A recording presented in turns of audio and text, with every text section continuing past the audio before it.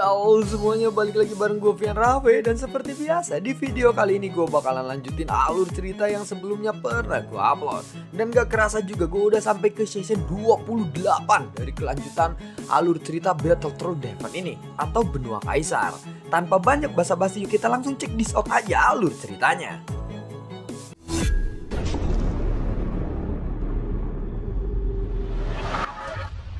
Di episode sebelumnya, setelah Tai King dan juga Yu King memberikan esensi darah dan jiwanya, Shen pun lalu memberikannya kepada Permaisuri. Baiklah kalau begitu, ikutlah bersama dengan kami di perjalanan ini. Dan biarkan Ju Hou merasa bahwa kalian tetap dekat denganku. Aku akan bekerja sama dengan kalian dalam sebuah drama yang kalian ciptakan. Tetapi kalian juga harus bekerja sama denganku. Jika kalian tidak ikut bersamaku, maka kalian sama saja dengan memilih mati, ucap dari Saiyan. Kali ini mereka berdua memang berada di dalam dilema. Apakah mereka harus percaya kepada Ju Hou ataupun Saiyan? Setidaknya untuk saat ini, tampaknya Permaisuri lebih mengancam mereka daripada Ju Hou. Meski mereka hanya mendengar rumor tentang Permaisuri ini saja, namun mereka merasakan perasaan yang sangat mencengkam dari aura Permaisuri ini. Mereka bahkan tidak memiliki perlawanan sedikit pun. Mereka tidak merasa ada penindasan yang begitu mengerikan seperti kepada Ju Hou. Melainkan ya mungkin sedikit aman atau auranya sangatlah jahat. Itu sangat sulit untuk dijelaskan dengan kata-kata. Pada akhirnya, kedua wanita itu hanya bisa menganggukkan kepala mereka saja dan setuju kepada Saiyan. Tiba-tiba dari sudut yang jauh, di dalam tanah semakin intens. Saiyan menyadari ada sesuatu yang aneh di bawah tanah ini. Lalu semua orang pun melompat ke udara dan mereka mencapai puncak pohon raksasa hingga akhirnya melihat ke arah kejauhan. Dilihat dari suaranya, itu adalah suara raksasa yang mengeliat dari bawah tanah. Setelah beberapa saat, seluruh tanah pun mulai berdengelung. Dan semua pepohonan dan juga tanah gunung mulai runtuh satu sama lainnya. Tanah sepertinya mendidih dan bergemuruh. Dan sebuah menara besar pun muncul tiba-tiba dari bawah tanah. Menara ini berdiri tepat di depan Saiyan dan yang lainnya. Menara ini sangatlah menjulang tinggi ke arah langit. Menara ini juga merupakan salah satu harta karun Raja Iblis Tianhe. Menara ini disebut dengan sebagai Menara Pembantaian atau Menara Raja Iblis Tianhe. Menara Pembantaian? Menara Raja Iblis Tianhe? Gumam dari saya. Menara ini setinggi ribuan kaki. Saat Saiyan mengangkat kepalanya dan melihat dengan sangat teliti, ada kekuatan hisap yang sangat kuat yang langsung menyedot mereka semua masuk ke dalam menara itu. Awalnya Saiyan menolak untuk memasukinya. Namun setelah menyadarinya, ini pasti adalah sebuah ujian dari Raja Iblis Tianhe. Mereka semua pun langsung tersedot ke dalam menara raksasa itu. Menara ini seperti memancarkan roh jahat yang sangat kuat. Saiyan pun menarik napas dalam-dalam. Namun sepertinya dia sudah mulai terbiasa dengan energi iblis yang ada di tubuhnya. Bagaimanapun, Saiyan telah menelan 100 pil sumber gas iblis hingga saat ini. Dan energi iblis di tubuhnya sudahlah sangatlah kuat. Semakin kuat energi iblis di dalam tubuh Saiyan, Saiyan malah tampak semakin bersemangat.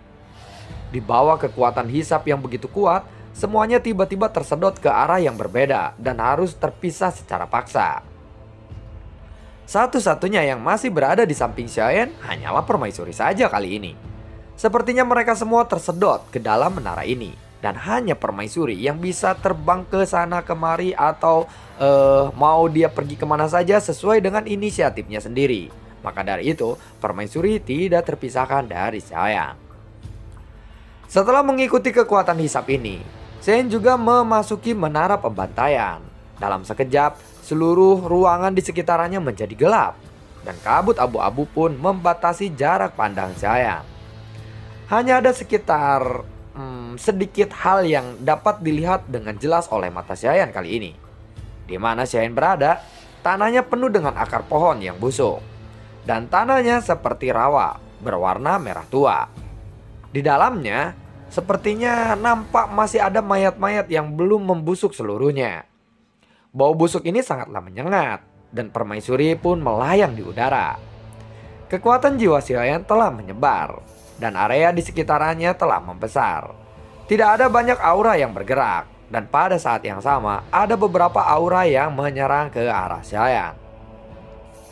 Lalu ada juga beberapa bayangan hitam yang muncul di kabut abu-abu itu. Bentuk mereka seperti manusia dan juga iblis, dengan 4 anggota badan tetapi merangkak di tanah, dengan mata yang memerah dan sisik yang merah di tubuh mereka. Ukuran mereka memang kecil tetapi sangat cepat. Cakar tajamnya menukik ke arah Xiaoyan. Ada 12 baris gigi yang tajam di mulut mereka. Melihat itu, Xiaoyan pun langsung mengeluarkan pedang Bang Huang Quanzongnya. Api di tubuh Xiaoyan pun langsung berkobar, lalu menghantam monster-monster yang menyerang ke arahnya. Dadaduk, buar. Dalam sekejap, 4 atau sampai 5 monster, mereka semua bergegas menuju ke arah Xiaoyan tanpa pandang bulu. Ketika Xiaoyan menyerang dengan kecepatan monster yang tiba-tiba meningkat, mereka benar-benar lolos dari serangan Xiaoyan. Ini tentu saja bisa mengejutkan Xiaoyan. Namun dalam hal kecepatan, seharusnya sayap Valkyrie hitam milik Xiaoyan ini lebih cepat daripada gerakan mereka. Wuss! Sayap hitam Valkyrie Xiaoyan pun keluar lagi. Kecepatan Xiaoyan langsung meningkat. Kemudian Xiaoyan pun menyerang mereka lagi. Dadiduk, bebek, 2000, buar. Monster-monster itu pun terpental dengan sangat keras dan menghantam tanah. Sisik di tubuh mereka pun sedikit rusak, tetapi mereka tidak berteriak ataupun mengaum. Seolah-olah mereka merasa tidak dapat merasa sakit. Lalu mereka pun bergegas menuju Xiaoyan lagi. Wuss! Buar, 2 monster pun bergegas maju dengan gigi tajamnya menggigit pedang Bang Huang Quanzong milik Xiaoyan. Pada saat ini, api pun langsung melonjak dari telapak tangan Xiaoyan. Kedua monster itu pun langsung terbakar habis. Xiaoyan lalu melambaikan pedang Bang Huang Quanzongnya kembali. Setelah menjatuhkan 2 monster itu ke tanah, dia lalu memanfaatkan kesempatan ini untuk memukul kepala monster itu dengan sangat keras. Buar. Kepala monster itu pun langsung hancur. Jadi mereka sudah tidak ada gerakan lagi. Setelah monster itu terbunuh, gelombang energi iblis melonjak ke arah Xiaoyan dan langsung menyatu dengan energi iblis yang ada di tubuhnya. Xiaoyan pun merasa kali ini kekuatannya telah meningkat pesat dan dia menjadi lebih bersemangat lagi. 4 atau 5 monster ini semuanya telah musnah setelah bertarung dengan Xiaoyan. Energi iblis yang mereka pancarkan juga langsung mengalir ke tubuh Xiaoyan. Namun Xiaoyan tidak terlalu memperhatikan energi iblis yang didapatkan dari tubuh monster itu yang ada di dalam tubuhnya. Namun selain energi iblis tersebut, masih ada sumber energi yang murni mengalir ke tubuh Xiaoyan. Namun karena Xiaoyan juga baru saja menerobos ke level fight tingkat bintang 9, kecepatan peningkatannya ini menjadi tidak terlalu cepat. Sumber gas murni di tempat ini cukuplah besar, tetapi kecepatan peningkatannya sangatlah lambat. Cara terbaik untuk mengatasi hal atau masalah ini adalah dengan cara terus bertarung dan mengkonsumsi sumber gas secara gila-gilaan. Sehingga Xiaoyan dapat meningkatkan peningkatan kultivasinya dengan lebih cepat lagi.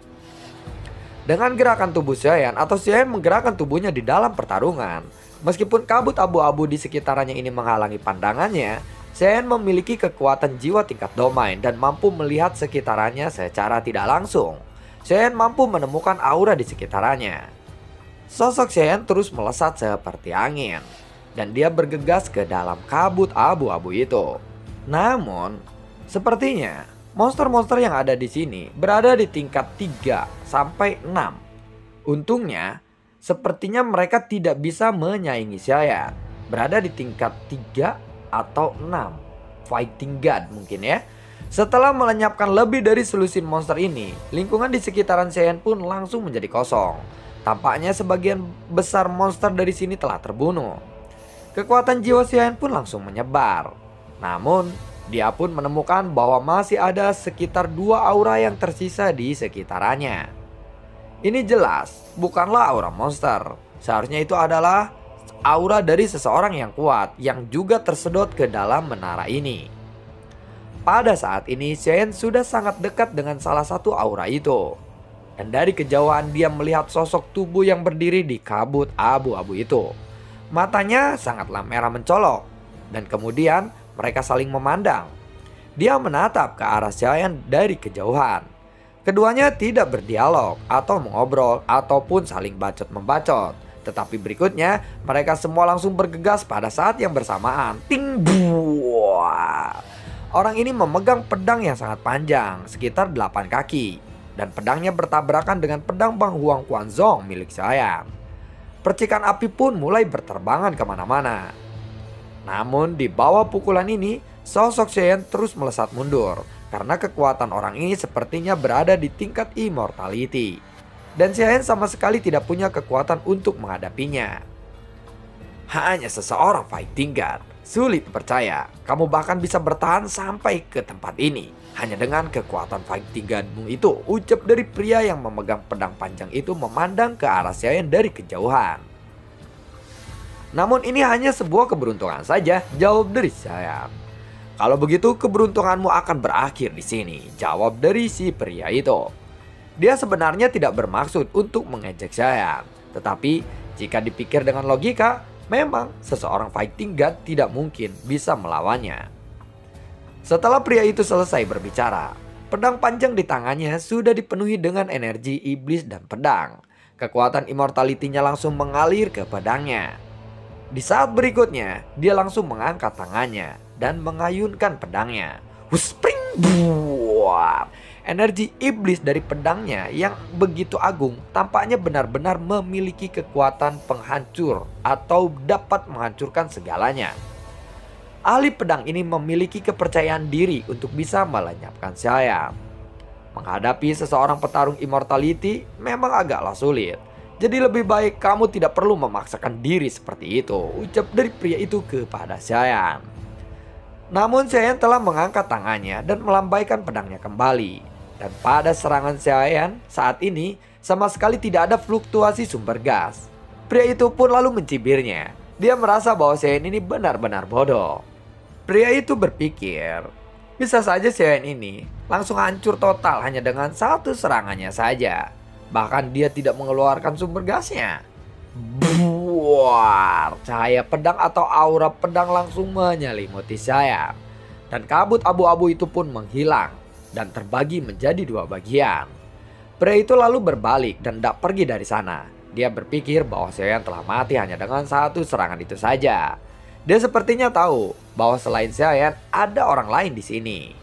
Namun saat dia berbalik, dia menemukan bahwa masih ada sosok tubuh yang berdiri di belakangnya. Dia menggunakan sayap hitam yang mengepak di punggungnya. Pantas saja, kamu sangat percaya diri. Jangan terlalu percaya diri seperti itu. Aku masih ada di sini, ucap dari Xiaoyan. Pria itu pun langsung menyerang Xiaoyan lagi. Spring dadiduk buat. Namun yang membuat tercengang pria itu adalah dia menyerang Xiaoyan. Xiaoyan hanya melakukan pertahanan saja. Saat pedangnya beradu dengan pedang Xiaoyan, malah pedang pria itu sendiri yang patah. Pria itu pun kaget dan lengannya seperti bergetar. Hah. Ternyata kamu menyembunyikan kekuatanmu. Kenapa kamu tidak memiliki aura immortality? Tanya dari pria itu yang sambil menyingkirkan pedangnya yang patah atau membuangnya. Meski nadanya terdengar tenang, tetapi sebenarnya dia sudah dipenuhi dengan amarah. Xiaoyan tidak menjawab pertanyaan dari pria itu. Sayap Valkyrie hitamnya lalu mengepak lagi dan menyebabkan kecepatan di tubuh Xiaoyan ini meningkat tajam. Api dan petir pun langsung terjalin, mengalir ke arah pedang Bang Huang Quanzongnya. Pedang petir pemakan api, teriak dari Xiaoyan. Serangan ini tidak hanya mengandung energi api dan petir yang dahsyat saja, tetapi juga ada kekuatan fisik yang sangat kuat yang tidak tertandingi dari klon dewa asli. Di antara alis Xiaoyan ada 3 tanda bintang yang sedang berkedip sekarang. Namun pria itu tidak tinggal diam melihat serangan dari Xiaoyan ini. Dia segera mengeluarkan pedang yang lainnya. Pedang embun beku, teriak dari pria itu. Lalu dia membentuk sebuah segel tangan. Energi es pun langsung menyapu, terkumpul di atas pedangnya. Sekarang dia sudah siap untuk menghadapi serangan Xiaoyan ini. Hus, tang ting tung, buar. Udara dingin yang diubah oleh pedang es pria itu pun bertahan hanya sejenak saja. Kemudian ada ledakan yang mengejutkan. Namun di saat berikutnya, teknik pedang itu pun terguncang. Shen terus menyerangnya. "Perisai abadi!" teriak dari pria itu lagi. Ting buar. Sebuah perisai perak yang besar pun menutupi pria itu. Shen langsung mengayunkan pedangnya dan langsung menghancurkannya. Ada suara ledakan lagi dan perisai raksasa itu pun langsung bergetar. Pria itu tentu saja tidak dapat memahami mengapa Xiaoyan memiliki kekuatan yang begitu kuat. Padahal dia hanyalah seseorang fighting god. Xiaoyan tidak memiliki kekuatan immortal sama sekali. Namun, kekuatan dari serangan Xiaoyan ini sepertinya telah jauh melampaui langkah kedua atau bahkan langkah ketiga dari Kaisar Immortality. Tunggu dulu. Apakah dia memiliki tubuh immortal yang legendaris? Ucap dari pria itu. Dia tiba-tiba memikirkan hal ini. Dengan kekuatan yang begitu kuat, tidak mungkin dia tidak memiliki aura immortality. Maka pasti dia memiliki tubuh immortal yang legendaris. Dan satu-satunya kemungkinan yang bisa terjadi, itu pastilah dia memiliki tubuh itu. Tepat ketika pria itu akhirnya menemukan jawabannya, sebuah retakan muncul di perisai raksasa miliknya. Tapi di saat berikutnya, retakan itu menyebar dengan sangat liar.